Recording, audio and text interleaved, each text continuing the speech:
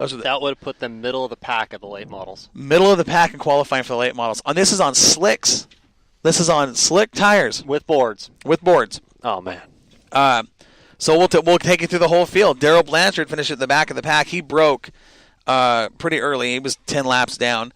Robert Mercer in the ninth position in the 30 car was 2 laps down.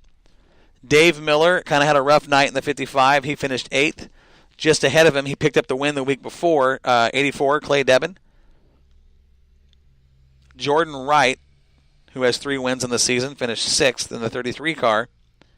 The defending track champion, Randy Barley, was 5th. Inside, now listen to this.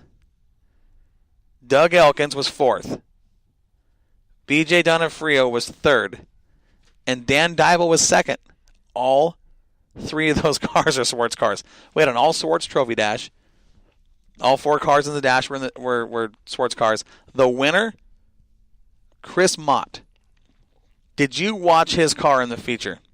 No, I didn't. Chris Mott's car looked like Dan Dybel's car has all year. Oh, wow. Mott got to the front, and there wasn't anybody that had anything for the 16. He had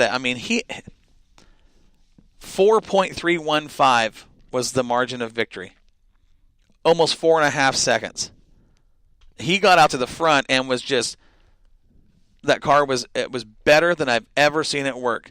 He says, we found something. My dad's been changing some stuff. He goes, I didn't have a lot to do with the changes. My dad made this call. It worked. The car was, he said, perfect. And it looked like it, watching it on the track. He could drive that car in, and it would come in, it would just turn in, take a set, back on the throttle, and drive out. Lap after lap after lap, mistake-free. I mean, it was fast, and the lead got bigger and bigger, and they had a huge long run.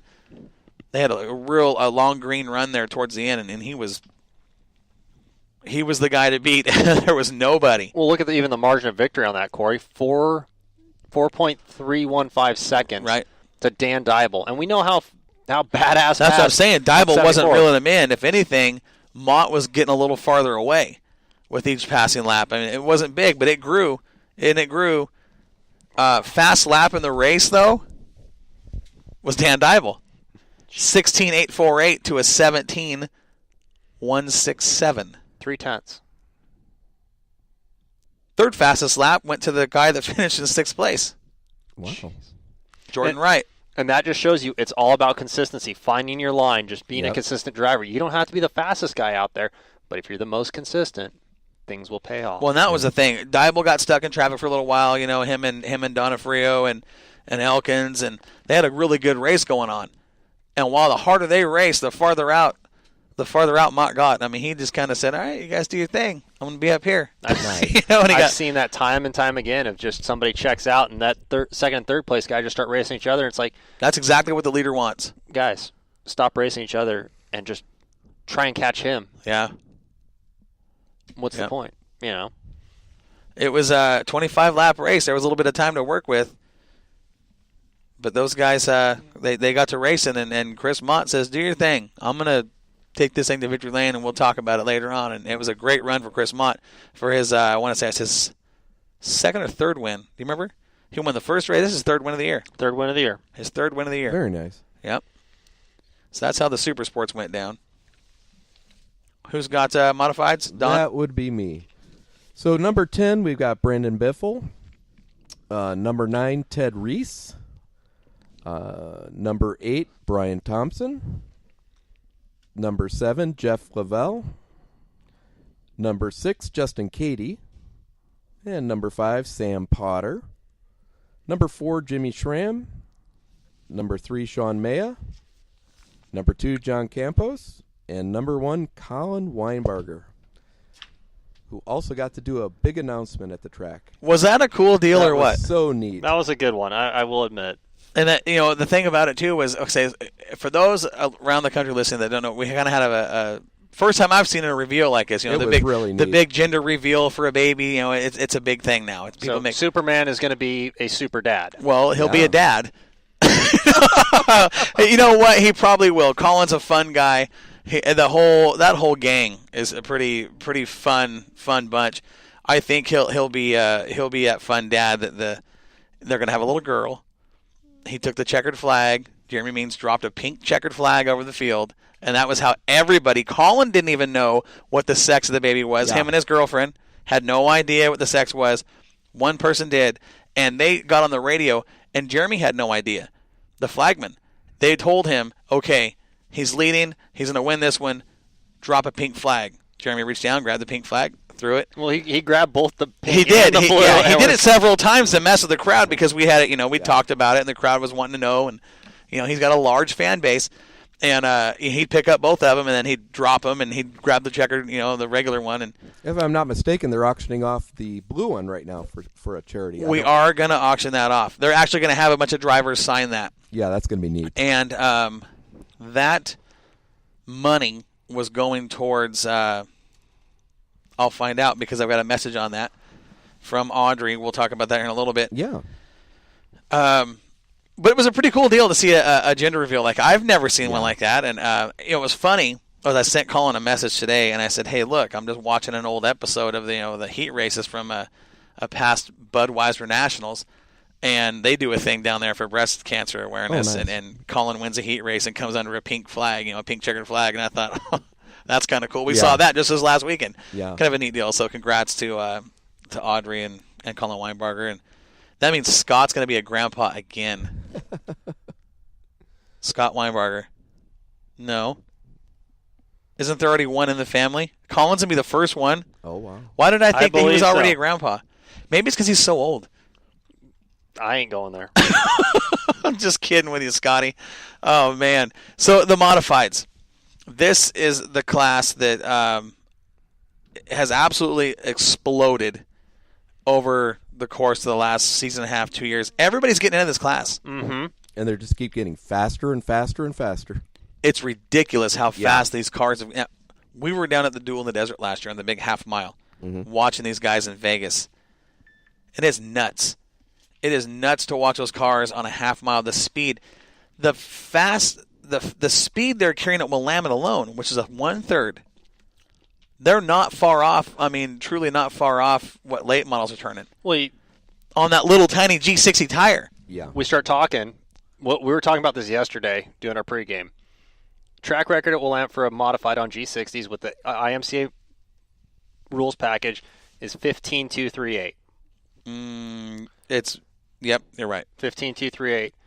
Late models this last weekend. Well, let's see what our fastest qualified. Well, the track record is 13.081. That's for a late model.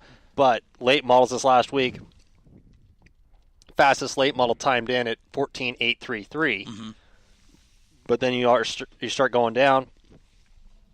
If you would have had that track record lap in a modified, you would have timed in 4th in the late model division this last week at Willamette Speedway. Yeah, that's amazing. It is. I mean, these modifieds have gotten so fast. Even with the crate motors, they're fast. I mean, they're putting the power on the ground. And with like that tire, I mean, you don't have a lot to work with underneath you on those cars to put the power on the ground. That's part of the skill, I think, to it. And the amazing part to me is that you can actually drive on that small tire, apply the power. You have to be smooth, and that's all there is. Tell me the top 5 again. Let's take a look. Your top 5: Sam Potter. He got the car dialed in. Yep. One of our AMCO cars. Jimmy Schramm, Sean Maya, John Campos, and of Weinbarger. course, Colin. And watching those guys get those cars, and that's the thing. I think with the modifieds, if you can put the Ford Bite in it, the Ford Bite's there, but getting those cars into the corner to get them to turn. You watch those top 5 drivers and how they do it, it's incredible.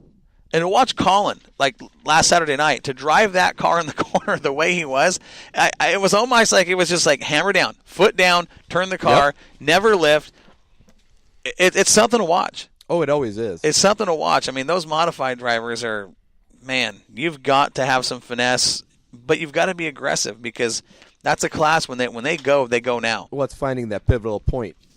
Can you be this aggressive, or can you need to be smooth? Right.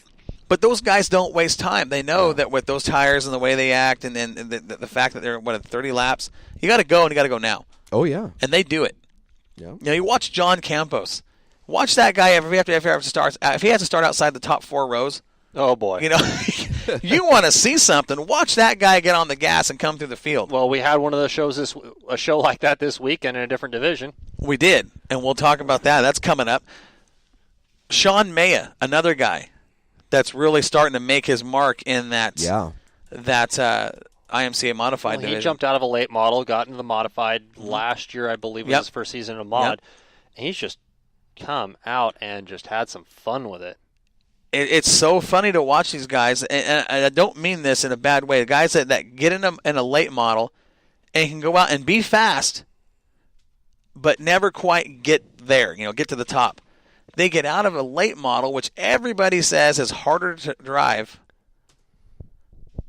than a modified, and they get these modifieds, or they say, easier to drive than a modified. Yeah. The modifieds are harder. They get in these cars, and they get to the next level right now.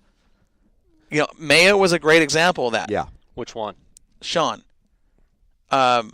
Campos. The year before, he was in a late model. He finished second 5 times. And it looked like he was going to win every one of them. Then a late caution would come, and something would happen, and he'd get second. He gets in a modified and goes out and just starts taking wins home right now. Yep. It's the thing about a modified, too, with the late model guys is some of you step out of a late model where there's all this technology. You've got double adjustable shocks. You got the fifth arm that you've got to deal with. You've got the fenders up front. You got tires. You've got the extremely adjustable control arms with dealing with bump steer and all that fun stuff. Whereas modifieds, you've got a pull bar instead of a fifth arm. You've got steel-bodied, non-adjustable shock. Suspension. Yeah. You've got a metric front end basically, or Chevelle, Chevelle front end. You can't play with bump steer nearly as much. Yeah. I mean, you can do a couple of things to it. You take all that technology away, so don't have to play. Can't screw with shocks, can't screw with a fifth arm. I got a pull bar. Can't screw with bump steer. All right, you just took 3 things out of the equation. So what can you play with now? Gear, bar angle, and weight. right. So you just simplified your setup by a bunch. But you also, if you're good at that stuff, you take the late model stuff, apply it to the modifieds, and you're just going to be lights out fast. If you can get it to hook up. Yeah. They're still and these guys. Yeah. Mm-hmm. I mean, you've done it. I've done it on modifieds. There's just so much to change in the setups and little changes that really affect everything. As you said, they're so limited. And I would even say that the modifieds, as far as the front end suspension, are more temperamental than a late model. Hands down. Yeah. Well, and the fact you don't have any tire in it is, it makes it that much harder as well. When you start talking, you're using factory front end steering. Right. So you go wheel to wheel with somebody. Guess what? That's a Pinto spindle. Yeah. Yeah, Pinto spindle on a Chevelle AM. a Chevelle lower control arm. Yep. You're running a Chevrolet designed drag link Pitman arm and idler arm. What can go wrong? Yeah. Yeah. What can go wrong? Absolutely nothing. Crazy. Wait, never mind. It's Chevy built, not Ford built. Lots can go wrong. That's enough of that crazy say. Yeah. Don't you have late models? I do have late models. Let's talk about the late models. Why, are you tired of talking about Fords? Let's talk about the late models. We'll take you through the whole field on this one. Race fans, 18 late models signed in, started the A main event at Willamette Speedway. Britton Donahoe had a very rough night, ended up only taking the green flag. Trent Custer took 17th place. Brian Smith filled in for Jerry Casey in the 61 machine, finished 16th. Casey Vitale, another one that had some rough luck that night. Yep. Had some, I believe, some right front issues with that machine. I just found out he's my neighbor. Yeah. You didn't know that? No. I was out the back door the other day, and he's like, "Hey, you race?" "Yeah." "I'm Casey Vitale." Did he say it like that? Yeah. He did. I figured. Yeah. Well, and that's the thing about Casey, too. You got a fence in your backyard, right? Yeah. He can see right over. Yeah, you got a 6-foot fence, and he's 3 feet tall. Yeah. He's just sitting there, "Hi, I'm Casey Vitale," and he reaches down, dang near touches he was your still lawn. in his truck. Dan Dybel in the 74 machine almost made it to the end and had a little bit of a motor problem that Saturday night. A little bit. Yeah. A whole bunch of smoke. I hope that wasn't we didn't see any oil down, though. That was the weird thing. We didn't see any oil down on the track. That's because it kind of got taken care of before it hit the ground, if you know what I mean. There was a whole bunch of smoke that came out of that car. That was a bad, bad night for Dan Dybel. He lost 2 engines. No bueno. No,